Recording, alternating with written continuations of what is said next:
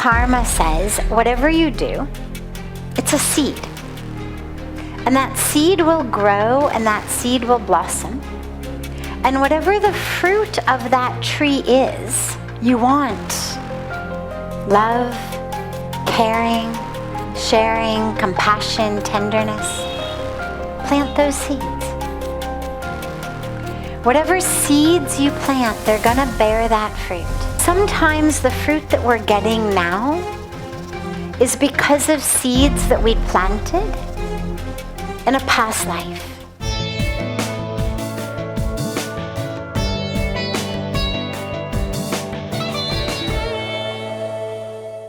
The law of karma is a scientific law. If I plant an apple seed, what am I going to get? Apple tree. If I plant an apple seed, I'm not going to get an orange tree. In the same way, the law of karma says, whatever you do, it's a seed. And that seed will grow and that seed will blossom. And whatever the fruit of that tree is, you're the one who has to eat it. It's a tree you have planted in your life.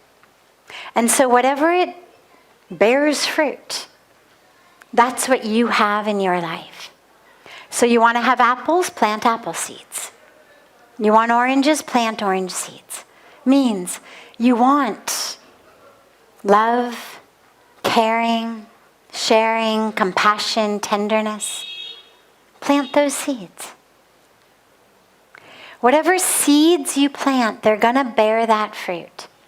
Now, karma also, though, most fruit trees take only a few years to grow. Vegetables, a few weeks. You plant broccoli now, you'll have it in a few weeks. Plant an apple tree, a few years. But karma sometimes takes lifetimes. So sometimes the fruit that we're getting now is because of seeds that we planted in a past life. And that's why sometimes you get things that don't necessarily make any sense whatsoever. Those are the times where the seeds may have been planted in a past life. But there's another aspect of karma also, which is, I believe that it goes not only backwards, as in today is the effect of the cause that was before, but I think sometimes it also goes forward. Sometimes there are things that happen that may not have a karmic seed from the past, but that which is happening is sort of a seed that the universe has planted because of that which needs to grow for the future. And I think about things like that when I think of massive tragedies. Lots and lots and lots of people losing their lives in some natural disaster, for example. Rather than thinking of it in a way that all of them had done something similar that created a situation where together they were going to die in this way, I think about it sometimes as the universe teaching us. A lot of the disasters that are happening these days due to climate change, for example. The floods, the avalanches, the tsunamis, all of the earthquakes, all of the natural disasters that we're seeing.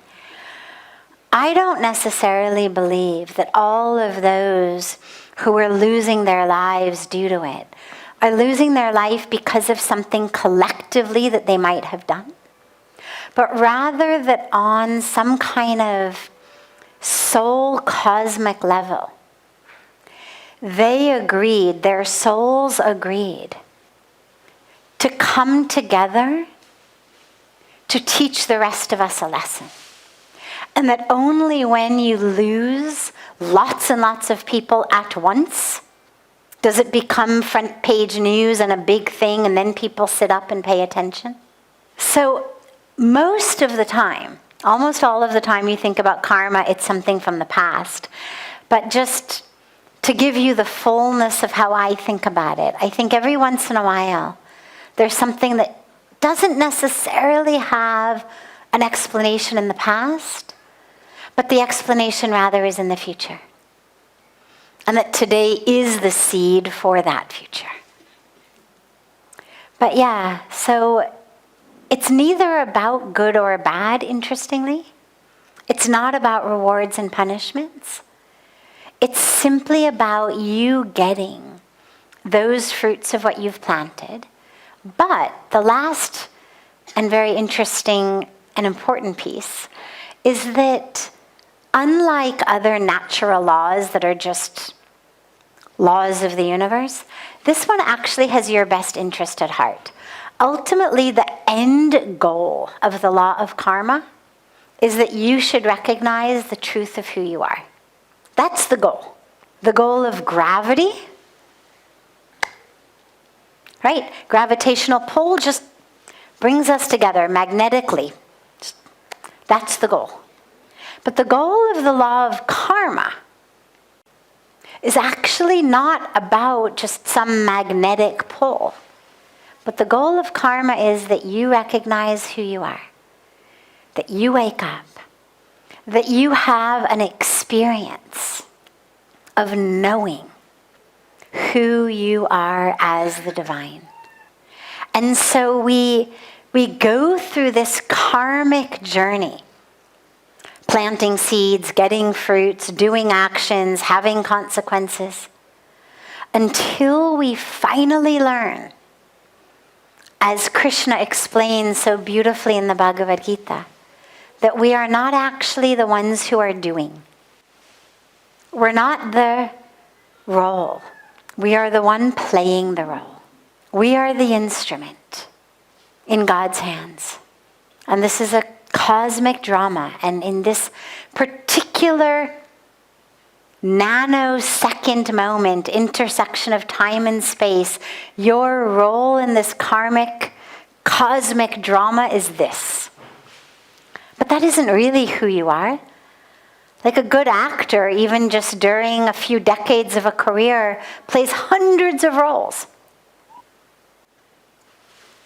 This soul, as it takes birth, plays so many different roles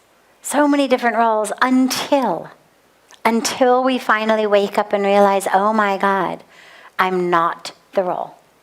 And that's the ultimate goal.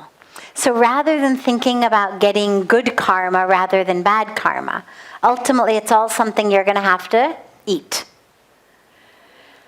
The ultimate goal is to be free from the fruits entirely, free from this whole cycle of gardening entirely, which only happens when we realize it's all in God's hands. I'm an instrument in this nano moment, playing this role. But I'm not really the doer. It's just that doing is happening through me. But it's all God. And so we surrender. And in that surrendering, we wake up to the experience of who we really are. And that's what it's really about.